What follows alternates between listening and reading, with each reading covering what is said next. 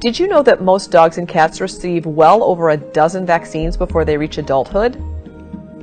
Most puppies receive their first vaccination between 5 and 7 weeks of age, then every 2 to 3 weeks until they are 16 weeks old. These are combination vaccines, which can contain up to 5 different attenuated viruses in one syringe, given 3 times before the puppy is 16 weeks of age. That's 15 vaccines before 4 months of age. Then puppies are given rabies vaccine, plus kennel cough, and lepto and Lyme vaccines, and, depending on risk, the influenza vaccine. That's over 18 vaccines in a span of 3 months. Kittens, on the other hand, receive 14 to 19 vaccines. The first vaccination, when a kitty is 6 or 7 weeks old, is 3 or 4 shots that are usually combined into one syringe. In a span of just 2 months, they receive another 9 or 10 vaccines. And at 16 to 19 weeks of age, they may receive another 4 to 5 shots depending on their environmental risk. You may be asking yourself, are all these vaccines even necessary? And if so, are there any risks? Dr. Ronald Schultz, an expert on companion animal vaccines, said that there is little to no scientific studies that show the need for revaccination in a dog or cat in their lifetime. One well-timed shot for your pet can be enough to protect him for his life. But why all the pressure from veterinarians to revaccinate annually? Well, let's look back on where those recommendations actually came from. In the 1970s, vaccines sold in the market were licensed by the U.S. Department of Agriculture. These vaccines were made based on studies that lasted only a few weeks to a few months. No one actually studied how long the vaccines would last, and vaccine makers didn't bother assessing duration of immunity because these tests were expensive and would take years to complete.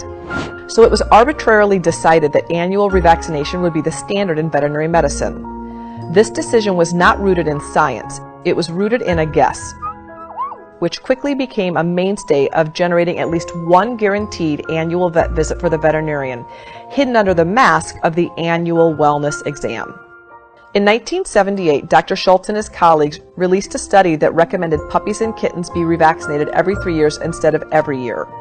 But this recommendation wasn't fully recognized until 2003, when a task force assembled by the American Animal Hospital Association gauged their findings. Although the American Animal Hospital Association noted that some vaccines protected pets for at least 7 years, they needed to strike a compromise with practicing veterinarians who were very fearful that they would lose clients if vaccine protocols were reduced. The American Animal Hospital Association's final recommendations were that owners should have their pets revaccinated every 3 years. Sadly, this 3-year recommendation is still not rooted in science, and even more frustrating, is still not followed by many veterinarians today. By 2020, the veterinary vaccine market is expected to expand to $7 million. And as manufacturers release new vaccines in the market, we can assume that there will be more pressure to vaccinate, not less, from the medical community. But revaccination can lead to over-vaccination, exposing your pets to harmful substances and increasing his risk for deadly diseases such as cancer, autoimmune diseases, and life-threatening vaccine reactions. Currently, 1 in 2 dogs and 1 in 3 cats in the U.S. die from cancer, a statistic that didn't exist 40 years ago. So why do people over-vaccinate their pets? There are 3 possible reasons.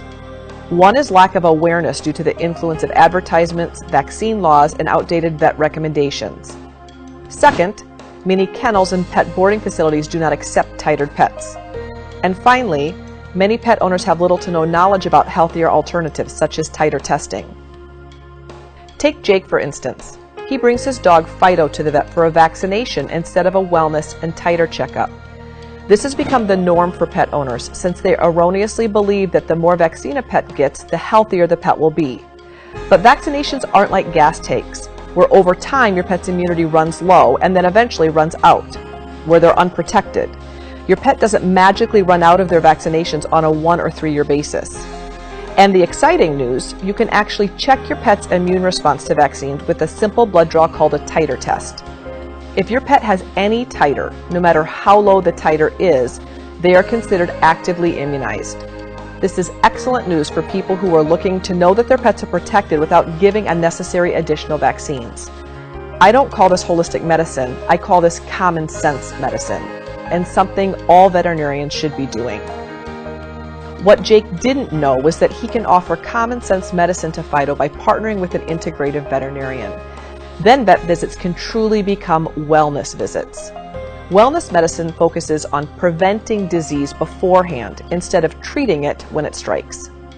Most conventional vets are not taught this type of medicine in school. Instead, they learn reactive medicine, or identifying and treating degenerative disease and illness once they have occurred. This is why proactive veterinary medicine is a foreign concept among many vets and, in turn, most pet owners. In this one vaccine example alone, pet owners and veterinarians could work together and spark a change in the way that pets are protected from illnesses. Eliminating unnecessary immune-compromising vaccines is just one of the many ways proactive veterinarians work to identify lifestyle obstacles before disease occurs.